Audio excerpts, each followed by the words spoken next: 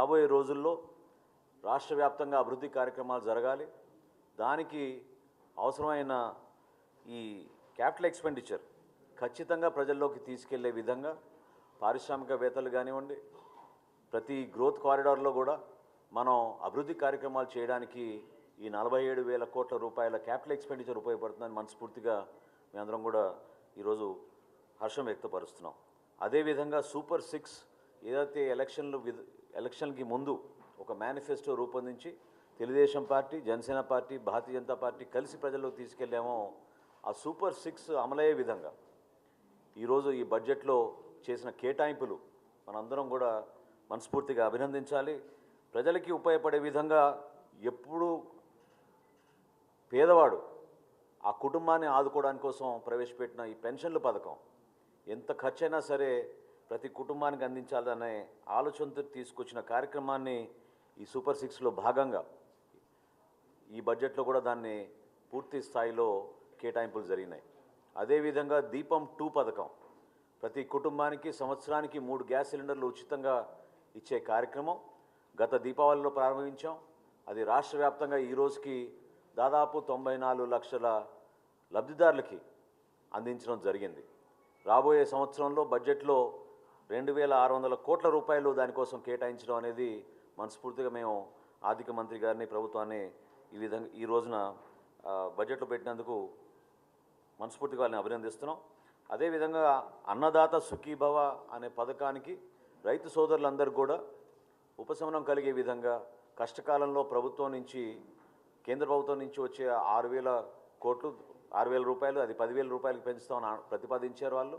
అయినా కానీ గతంలో ఇచ్చిన హామీ మేరకు సూపర్ 6లో మేము ఎలక్షన్ ముందు ఇచ్చిన హామీ మేరకు ఆ 20,000 రూపాయలు మన రైతు సోదరులందరూ కూడా అందించడానికి ఈ రోజున బడ్జెట్లో కేటాయించడం. అన్నింటికన్నా ముఖ్యం, గతంలో గౌరవ ముఖ్యమంత్రి గారు దీనికి హామీ ఇచ్చారు, అనేక సందర్భాల్లో మాట్లాడారు. కానీ ఈరోజు బడ్జెట్లో తల్లికి వందనం కార్యక్రమం అనేది ఎట్టి పరిస్థితుల్లో కూడా మే మాసంలో ప్రతి కుటుంబానికి చదువుకునే బిడ్డకి 15,000 రూపాయల చొప్పున రాష్ట్ర వ్యాప్తంగా ఒక అద్భుతమైన కార్యక్రమం తీసుకెళ్లే విధంగా ఈరోజు 9,407 కోట్ల రూపాయలు కేటాయించడం అనేది నిజంగా మనందరం కూడా ఎంతో హర్షం వ్యక్తపరచాల్సిన సందర్భం ఉంది. మన ఉప ముఖ్యమంత్రి గారు ఆయన ఆధ్వర్యంలో పంచాయతీరాజ్ శాఖలో గతంలో జరిగిన అవకతవకలు, వాళ్ళకి పరిపాలన చేతగాక ఏ విధంగా రాష్ట్రానికి నష్టం జరిగిందో ఈ సందర్భంగా ఈరోజు బడ్జెట్ సమావేశాల్లో కూడా ప్రసంగంలో చాలా స్పష్టంగా ప్రజలందరికీ తెలిసే విధంగా అర్థమైంది. దాదాపు ఈ రోజున 18,000 కోట్ల రూపాయలు పంచాయతీరాజ్ శాఖ కేటాయించినందుకు గౌరవ ఆర్థిక శాఖ మంత్రి గారికి ప్రత్యేకంగా ధన్యవాదాలు. గతంలో కేంద్ర ప్రభుత్వం ఇచ్చిన 13,499 కోట్ల రూపాయలని వీళ్ళు సక్రమంగా వినియోగించుకోకపోవడం వలన రాష్ట్రానికి జరిగిన నష్టంతో కేవలం 2,255 కోట్ల రూపాయల ప్రతిపాదనలు పంచాయతీరాజ్ శాఖలో గత ప్రభుత్వం చేసిన నిర్వాహకం వల్ల ఎంత నష్టపోయామో ఈరోజు బడ్జెట్ ప్రసంగంలో ఆయన చాలా స్పష్టంగా చెప్పారు. ఏమైనప్పటికీ ఒక కొత్త ఆలోచనతో, కొత్త విధానంతో పవన్ కళ్యాణ్ గారు ఉప ముఖ్యమంత్రిగా, పంచాయతీరాజ్ శాఖ మంత్రిగా గతంలో ఎన్నడూ లేని విధంగా గ్రామాల్లో రోడ్ నెట్వర్క్ పెంచడానికి కోసం చేస్తున్న ప్రయత్నం మనందరం కూడా చూస్తూనే ఉన్నాం. సుమారు 4,300 కిలోమీటర్ల ప్రతిపాదనలు రోడ్ల రూపంలో ముందుకు తీసుకురాగా ఆల్రెడీ 3,000 కిలోమీటర్లు పూర్తయినాయి. 1,300 కిలోమీటర్లు మార్చి నెలాఖరు కల్లా పూర్తయ్యేటట్టు ఒక అద్భుతమైన ప్రణాళిక సిద్ధం చేసుకుని ప్రజల్లోకి తీసుకెళ్తున్నాం. దీంతో పాటు ఈరోజు క్యాబినెట్లో కూడా అదేవిధంగా ఈరోజు శాసనసభలో ప్రవేశపెట్టిన బడ్జెట్లో కూడా మీ అందరూ చూశారు. ప్రతి ఇంటికి సూపర్ 6లో నినాదం, ప్రతి ఇంటికి కూడా రక్షిత మంచినీటి పథకం అందించే విధంగా ఒక కార్యక్రమం చేపట్టబోతున్నాం. అది పంచాయతీరాజ్ శాఖ ద్వారా 95,44,000 కుటుంబాలకి ఆ నీటి సౌకర్యం అందే విధంగా తాగినీటి సరఫరా చేయడానికి కోసం దీనికోసం కూడా ప్రతిపాదించడం జరిగింది. ముఖ్యమంత్రి గారికి అదేవిధంగా ఉప ముఖ్యమంత్రి గారికి ప్రత్యేకంగా మనం ఈ సందర్భంగా ధన్యవాదాలు తెలుపుకోవాలి. ఎందుకంటే కేంద్రంలోని జలజీవన్ మిషన్ 2024కే వాళ్ళు దాన్ని ముగించాలనే ప్రయత్నం చేశారు, వాళ్ళకి ప్రతిపాదనలు సిద్ధం చేసుకున్నారు. కానీ వీళ్ళిద్దరి చొరవ వలన ఈరోజు భారతదేశంలో ఆ కార్యక్రమాన్ని మరొక 4 సంవత్సరాలు ఎక్స్టెండ్ చేసే విధంగా ఒక ప్రయత్నం చేసినప్పుడు కేంద్రం దాన్ని గుర్తించి ఈ రోజున మనకి రాష్ట్ర వ్యాప్తంగా కూడా ప్రతి ఇంటికి జలజీవన్ మిషన్ ద్వారా నీటి సరఫరా అందించడానికి చేస్తున్న కార్యక్రమాన్ని మనందరం కూడా మనస్ఫూర్తిగా అభినందించాలి. అదేవిధంగా ఈరోజు వ్యవసాయ శాఖ నుంచి గౌరవ మంత్రివర్యులు అచ్చెన్నాయుడు గారు ప్రవేశపెట్టిన వ్యవసాయ బడ్జెట్ని కూడా మనస్ఫూర్తిగా మేమందరం కూడా అభినందిస్తున్నాం. వ్యవసాయ రంగానికి ఉద్యాన శాఖలో 13,862 కోట్ల రూపాయలు కేటాయించి మన రాష్ట్రంలో అన్నదాతకి అన్ని విధాలుగా ఒక అండగా నిలబడడానికి, ఒక భరోసా ఇవ్వడానికి కోసం చేస్తున్న కార్యక్రమాన్ని మనందరం కూడా మనస్ఫూర్తిగా అభినందిస్తున్నాం. పౌర సరఫరాల శాఖ నుంచి ఈ సంవత్సరం ధాన్యం కొనుగోలు విషయంలో గతంలో ఎప్పుడు లేని విధంగా 33 లక్షల మెట్రిక్ టన్నుల ధాన్యం ఈ ఖరీఫ్ మాసంలో సేకరించాం. 33 లక్షల మెట్రిక్ టన్నుల కోసం 5,40,000 మంది రైతుల దగ్గర నుంచి ధాన్యం కొనుగోలు చేసినప్పుడు కనీ వినియోగ రీతిలో 7,600 కోట్ల రూపాయలు వాళ్ళ ఖాతాల్లోకి 48 గంటల్లోనే మేము జమ చేశాం.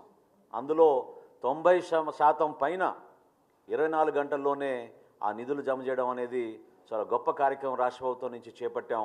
దాన్ని ప్రత్యేకంగా ఈరోజు తన బడ్జెట్ ప్రసంగంలో మంత్రి గారు కూడా దాన్ని ప్రస్తావించారు. క్షేత్రస్థాయిలో రైతులందరూ కూడా ఒక నమ్మకంతో రైతులు పడిన కష్టాల్ని గుర్తించి ఈ ప్రభుత్వం ఈ బడ్జెట్లో కేటాయింపులు చాలా అద్భుతంగా చేసింది. రాబోయే రోజుల్లో ఎక్కడ చూసినా కూడా రైతులు ఇబ్బంది పడకుండా ఉండడం కోసం వ్యవసాయ రంగంలో కానివ్వండి, జనవనరుల శాఖలో కానివ్వండి, గ్రామీణ ప్రాంతాల్లో కానివ్వండి అనుసంధానం చేసుకుంటూ ప్రతి కార్యక్రమాన్ని ప్రజల్లో తీసుకెళ్లాలనేది గౌరవ ముఖ్యమంత్రి గారి కోరికని ఈ రోజున గౌరవ ఉప ముఖ్యమంత్రి గారు కూడా పదే పదే ఆయన చేస్తున్న సమీక్షా సమావేశాల్లో దీని గురించి ప్రత్యేకంగా మాట్లాడి ముందు తీసుకొచ్చారు. అదేవిధంగా పవన్ కళ్యాణ్ గారు గతంలో పిఠాపురం నియోజకవర్గంలో ఎన్నికల ముందు ఆయన ఎన్నికల ప్రచారంలో సందర్భంగానే కాకుండా అంతకుముందు కూడా ఆ గ్రామాలని సందర్శించి పట్టు పరిశ్రమకు సంబంధించిన రైతులు ఎవరైతే కష్టాలు ఎదుర్కొంటున్నారో వాటిపైన అధ్యయనం చేయడానికి కోసం కాకినాడ జిల్లాలో చేబ్రోలు అనే గ్రామాన్ని సందర్శించారు. అక్కడ ఉన్న ఆ రైతులు వాళ్ళు పడుతున్న ఆవేదన, ప్రభుత్వం నుంచి రావాల్సిన సబ్సిడీ కానివ్వండి లేదా సపోర్ట్ సిస్టమ్ లేదనేది పదే పదే ఆయన దృష్టికి తీసుకొచ్చినప్పుడు ఖచ్చితంగా ప్రభుత్వం ఏర్పాటు చేసిన తర్వాత మీ అందరికీ ఆ భరోసా ఇచ్చే విధంగా మేము ఒక మంచి కార్యక్రమం తీసుకొస్తామని చెప్పారు. గౌరవ ఉప ముఖ్యమంత్రి గారి ప్రతిపాదనని ఈ రోజున లీఫ్ టు క్లాత్ అనే కార్యక్రమం దాన్ని ప్రత్యేకంగా ఈరోజు సంబోధించి ఈ బడ్జెట్లో ప్రతిపాదించడం అనేది మనస్ఫూర్తిగా నేను అచ్చెన్నాయుడు గారికి జనసేన పార్టీ తరఫున మేము ధన్యవాదాలు తెలుపుకుంటున్నాం. ఎందుకంటే పిఠాపురం నియోజకవర్గంలో ఉన్న చేబ్రోలు గ్రామంలో ఈ పట్టు పరిశ్రమ గురించి ఎక్కువ మంది రైతులు అక్కడ దానిపైన ఆధారపడి ఉన్నారు. ఆ ప్రాంతానికి మరింత చక్కటి అవకాశాలు కల్పించే విధంగా తీసుకొచ్చిన ఈ ప్రతిపాదనని మనస్ఫూర్తిగా మేము అందరం కూడా అభినందిస్తున్నాం. అదేవిధంగా ఆక్వా రైతుల గురించి గతంలో అనేక సందర్భాల్లో ఆ ప్రాంతాల్లో పర్యటించినప్పుడు ఆక్వా రైతులు పడుతున్న కష్టాల గురించి గత ప్రభుత్వం వైసీపీ హయాంలో ఆక్వా రంగాన్ని ఏ విధంగా దెబ్బకొట్టిందో అక్కడ ఉన్న రైతులందరికీ బాగా తెలుసు. వీళ్ళు ఒక మాఫియాలాగా ఏర్పడి ఆ ప్రాంతంలో కష్టపడి సాగు చేసుకుంటున్న ఈ రైతులకి, ఈ ఆక్వా రంగంలో ఉన్న రైతులందరికీ కూడా అనేక సందర్భాల్లో వాళ్ళు ఇబ్బంది పడిన సందర్భంలో ₹3.85 వాళ్ళు యూనిట్ విద్యుత్ ఛార్జ్ పెంచారు. దానికి అప్పుడే గతంలో గౌరవ ముఖ్యమంత్రి గారు చంద్రబాబు నాయుడు గారు అదేవిధంగా ఉప ముఖ్యమంత్రి గారు పవన్ కళ్యాణ్ గారు మాట ఇచ్చారు, తప్పకుండా ఈ రైతుల్ని ఆదుకునే బాధ్యత మేము తీసుకుంటాం, దానికి ఒక ఉపశమనం కలిగే విధంగా ఈ రోజున బడ్జెట్ ప్రసంగంలో కేవలం ₹1.50కే యూనిట్ ప్రతిపాదిస్తూ ఆక్వా రంగాన్ని కూడా కాపాడే విధంగా మనకి ఆంధ్రప్రదేశ్ నుంచి ఎక్కువగా మనకి ఎక్స్పోర్ట్ జరిగేది ఆక్వా రంగం నుంచే. ఆ రంగాన్ని మరొకసారి కుదేలు కాకుండా భద్రపరిచే విధంగా వాళ్ళకి ఆ గౌరవం నింపే విధంగా తీసుకున్న ఈ చర్యలన్నింటినీ కూడా మేము మనస్ఫూర్తిగా సమర్థిస్తున్నాం. రాబోయే రోజుల్లో రాష్ట్రానికి ఖచ్చితంగా ఒక మంచి ప్రభుత్వం ద్వారా, ఒక మంచి నాయకత్వం ద్వారా ప్రజలందరూ కూడా ఒక నమ్మకంతో, విశ్వాసంతో మేము చేస్తున్న ఈ కార్యక్రమాల్ని ఆస్వాదించే విధంగా అది మౌలిక సదుపాయాల కల్పనలో కానివ్వండి, అభివృద్ధి కార్యక్రమాల్లో కానివ్వండి లేదా సంక్షేమ కార్యక్రమాల్లో కానివ్వండి అన్నిటినీ కూడా ప్రజలకి అంకిత భావంతో పనిచేసే విధంగా ఈ బడ్జెట్ని ఈ రోజున ప్రవేశపెట్టడం జరిగింది. దానికి మనస్ఫూర్తిగా గౌరవ ఉప ముఖ్యమంత్రి గారు పవన్ కళ్యాణ్ గారి తరఫున జనసేన పార్టీ తరఫున